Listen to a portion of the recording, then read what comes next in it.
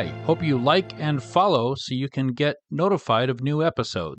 And now it's time to Tell me an old captain story. Episode 10, Old Captain and the Curse of the Manfish, Part 4. Miles the Wizard opened his eyes in time to see the thing from the sky. He had been unconscious because of the spell he cast to make himself into a giant sperm whale and emit the loudest sound on Earth. He did it to save Jazara, the jaguar, because he did not want her cubs to lose their mom. Now, the jaguar was trying to save Old Captain, who was caught up in the deadly grip of the anaconda Phineas. Simon shouted and punched and grabbed at the huge snake helplessly. Miles was just starting to feel his body again when a great shadow descended over them all, and he looked up to see Nora, the great red hawk. Something was different.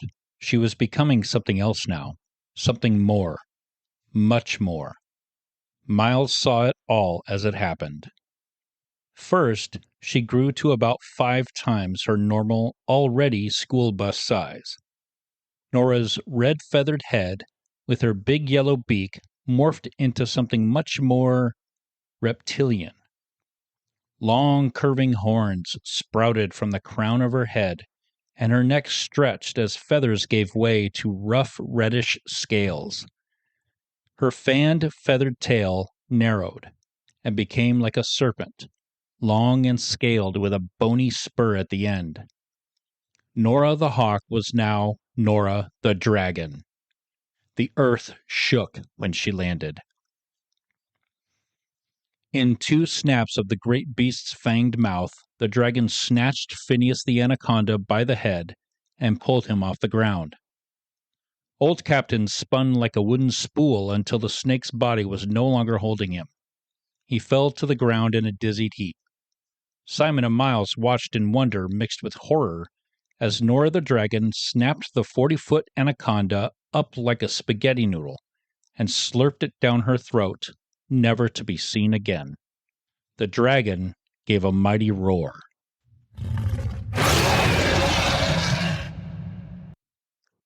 When she closed her mouth, a spark of flame slipped out her nostrils. "That was Nora!" Miles shouted.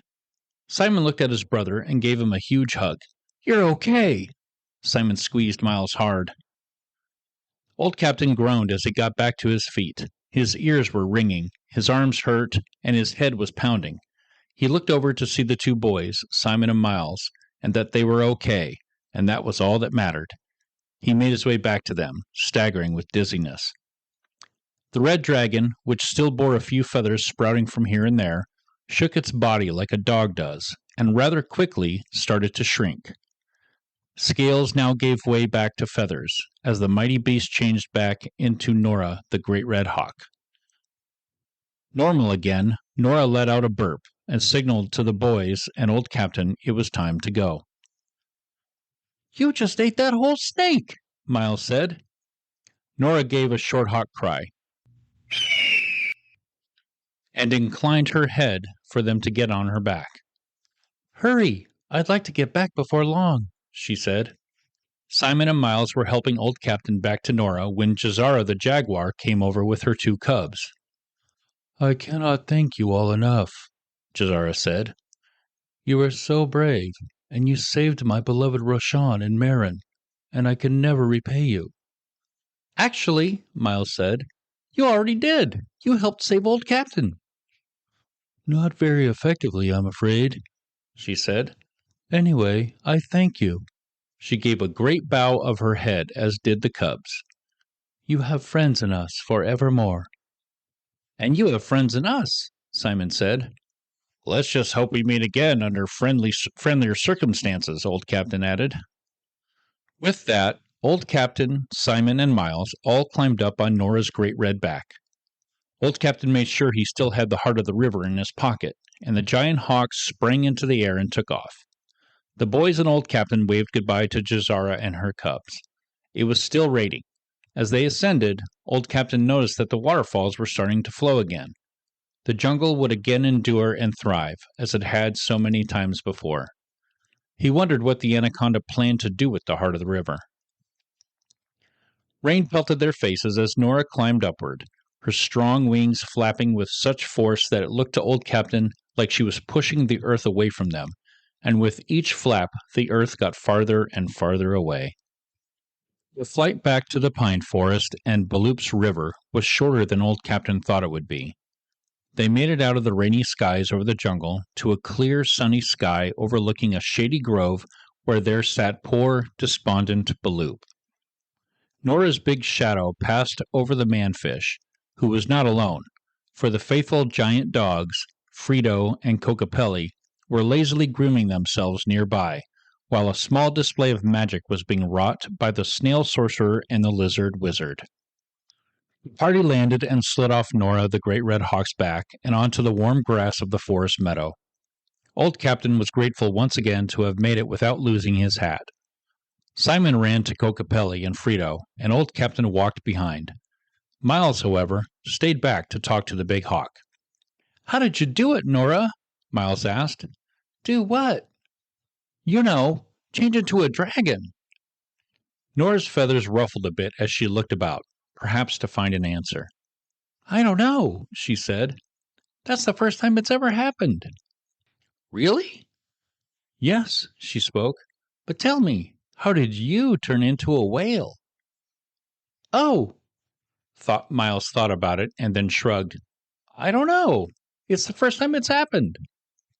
The giant bird cocked her head to the side as she looked at the little wizard. "I like you, Miles." Miles smiled. "I like you too, Nora." Nora flew off. Miles joined his brother and Old Captain. The old cavalier walked up to Balloop and saw George the snail and Frank the lizard were speaking to one another about something, while their respective magic books floated about their heads. Simon was hugging Frito and Cocopelli, who were very happy to see the young knight and were drenching him with dog kisses. Balloop sat on the riverbank, appearing very sad. It was a wonder if he had even moved from when the old captain and the boys left. He stared at the dwindling source of water for the forest. His home was evaporating. Even the manfish's eyes had gone dry. He did not turn when Old Captain and the boys returned, but kept staring at the space where he used to swim. Miles went up to Balloop and patted him on the shoulder.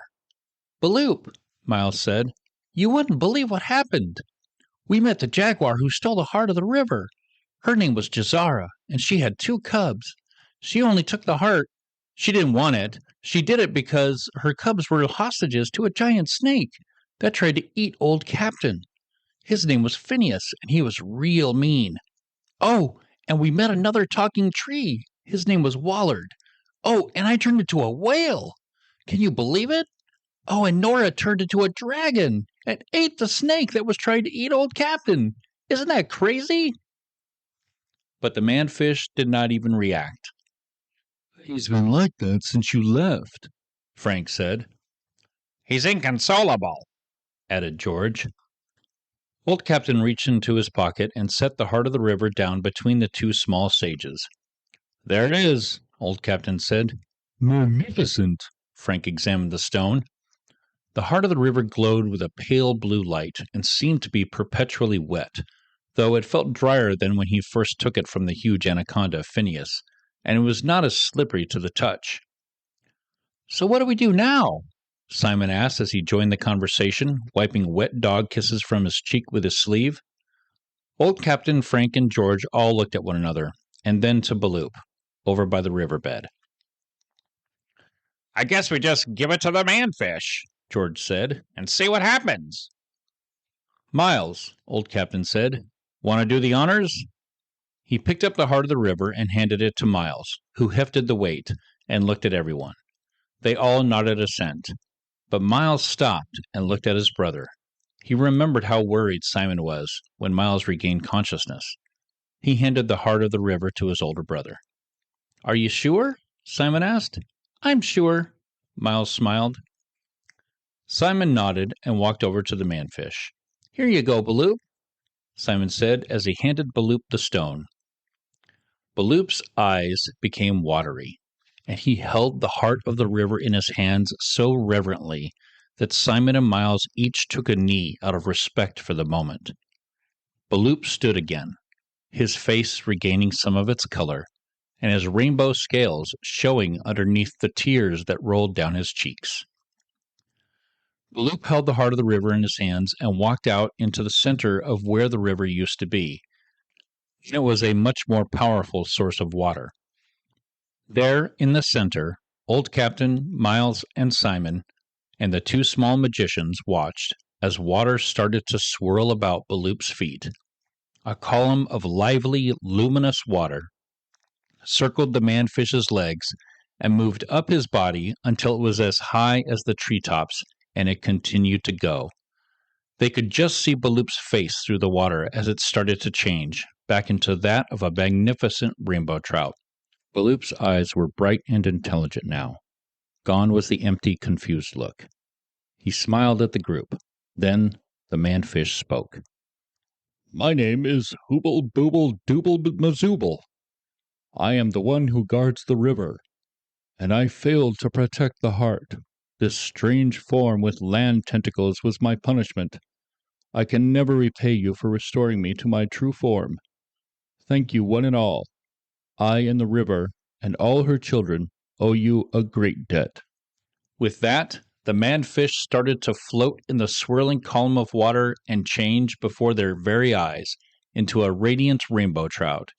Once the transformation was complete, the column of water, which now reached as far as the clouds, fell into the riverbed and became the rushing river once again. Old Captain, Simon, and Miles all walked to the edge of the riverbank and peered into the water. Once again, the river was teeming with fish. It was beautiful to look at, vibrant and clear. Everyone cheered, and hugs were had all around, with the exception of George the Snail, who was a sorcerer, and Frank the Lizard, who was a wizard, as neither of them were the huggy type. "Well," Old Captain said, "now what shall we do?" A breeze blew through the forest, and the two great dogs, Frito and Cocopelli, each got up and started to sniff the air.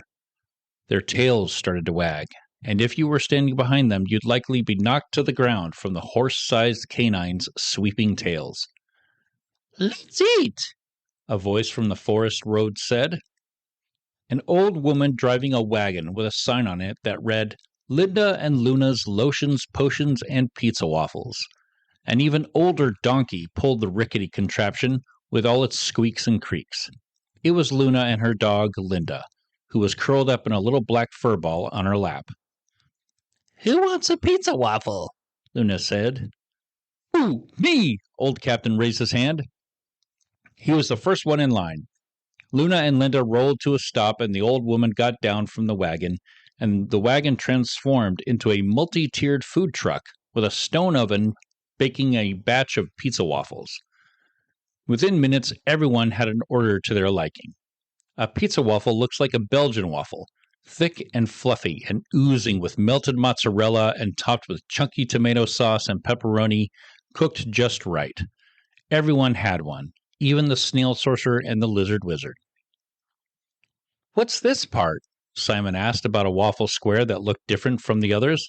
It had a swirl of thick whipped cream packed into the little square. "That's the best part," Luna said. "Eat it last." Simon ate around the interesting square until it was time to eat it, and when he did, he felt an explosion of sweetness that perfectly complemented the savoriness of the pizza. This was the waffle part, he thought. Syrup, butter, and whipped cream all in one waffle square. "Wow," he said, with his mouth still tingling from all the sweetness. Everyone ate and enjoyed Luna's sweet and savory pizza waffles. As the feast went on, the boys and Old Captain shared with the others the adventure they had in the jungle and all that had transpired. "I guess I never knew there was such a thing as a heart of the river before," Miles said. Luna regarded the young wizard. "There are hearts of many things out there in the world." "Really?" Miles asked. "Oh, yes," she said. "This forest has a heart, and there are hearts for the mountain and the ocean and so many other parts of the world. I have heard there's even a heart of time." "Wow!" Miles' eyes were wide at the thought of all the possibilities. "But why did he do it?" Simon asked. "Why did Phineas steal the heart of the river? Did he tell you?" He turned to Old Captain. "No." Old Captain shook his head. "He never said why." He looked into the fire, thinking of how close he came to being snake food. The thought was claustrophobic. "Sometimes we don't get to know the whys and wheres of things that happen," Luna said wisely. "All we can really do is play the part we're given." The camp was silent and still for a moment. Frito, Cocopelli, and even the little yapper dog Linda were all curled up together in sleeping furballs. Everyone else seemed to be contemplating Luna's words. Old Captain looked around at this interesting bunch. Simon and Miles sat close to each other, sharing a private, brotherly giggle. The old Cavalier smiled, for all was well. It was Luna, the old sage, who finally broke the silence. "Who wants another pizza waffle?" "I do!" they all cheered. And that's all for now. See you next time on Simon and Old Captain Story.